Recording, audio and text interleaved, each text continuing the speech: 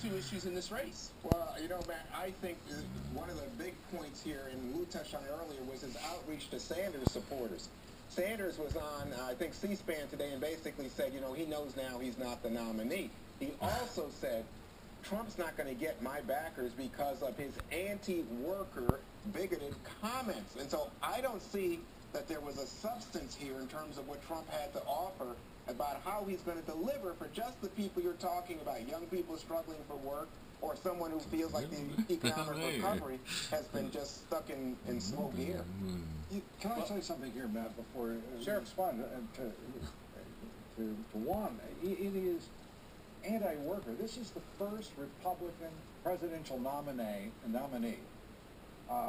in our lifetimes who's mentioned the middle class, who has mentioned a working man and woman in this country and their families, and talked about how he is going to turn TV up reach a out little to if all you of them. want. He's talking about stimulating small business. He's not talking about K Street, the Chamber of Commerce, and the Business Roundtable. Do you disagree with that, Matt? No, I don't disagree with that at all. Matter of fact, I think we have a certain economic arrogance, not only in the Republican Party, but just with a lot of the leaders in both parties, where we can just shed jobs and we can shed sectors, and because America's so big that we need to have these security relations around the globe, and we're okay with the cheating and the deck being stacked against the American worker in sector after sector. And I think what Donald Trump is saying is, hey, look, America can't afford to be arrogant like that anymore. We just can't shed these jobs because we don't have the jobs and the economic activity to shed. I think he's telling the rest of the world, he's putting them on notice. Well, this is what Hillary Clinton said in her speech. She said, this guy, this guy's making false promises. You can't turn back the clock on globalization, on trade, and think that America is not going to become isolated, that it's not going to cost us jobs. This is a false... No, Juan, this is false. The fact is this. Hillary Clinton is more of the same, and what Donald Trump is saying is that there's going to be a whole new way of approaching these things, and here's what the approach is going to be.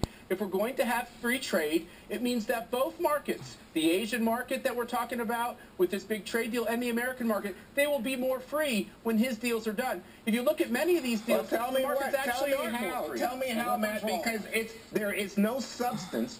When you see the Trump economic plan analyzed, people say it's going to drive up the debt and drive up unemployment and fewer jobs for Americans. Can I tell you, every one of those people saying that, Juan, no matter what their the degrees are, the initials behind their names, or they're working for a corporation, a multinational corporation. They're working for a university that is receiving grants from that corporation. They are in the pockets of it. It's one of the great problems we've got. You know, today Trump said we're talking about rigged elections. We're talking about a rigged system. He was very candid about having to break these orthodoxies and to confront what is good for America, good for Americans, putting Americans first. That rhetoric, Bernie Sanders, if he had come up with such a title for his rhetoric, he might have been able to win the nomination. Yeah, I really believe that. Yeah, I agree. I like what you're saying, and I like the fact that Trump raises the middle class. To Bernie Sanders. But where is the actual you don't care about the policy, Lou. You don't want to say another politician just making promises. Yeah, we haven't gotten used to that. Well, I'm saying, but so why do we want another one?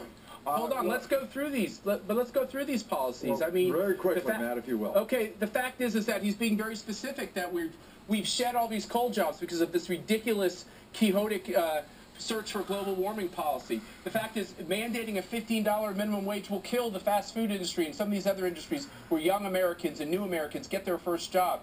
All of these regulations are being spewed forth, whether it's in the financial sector or these other sectors. It's killing jobs, Juan. Okay, we got to stop it. So Matt, he's gonna cut taxes, and guess who gets? He talks about the middle class, but guess who gets the big tax cuts? The very rich.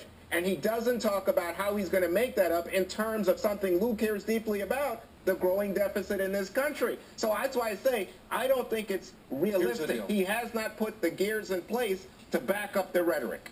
I think you're quite right. He hasn't put the policies into play, into effect. But that's not what we expect of a candidate. What we expect of a candidate is a vision, and he is starting to draw that in, I think, brighter, clearer terms with every speech that he makes. Matt Slapp, Juan Williams, thank you both for being here.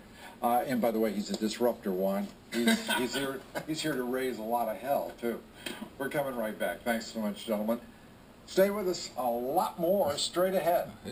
Coming up next here, my interview with Donald Trump from where else? Trump Tower in Manhattan. We discuss, among other things, how he contends with what is a daily assault by the national liberal media and new polls that show the race with Clinton tightening. People thought that she would have had a much bigger margin. The margin's very tight, and in Ohio it's even, and in Pennsylvania it's even.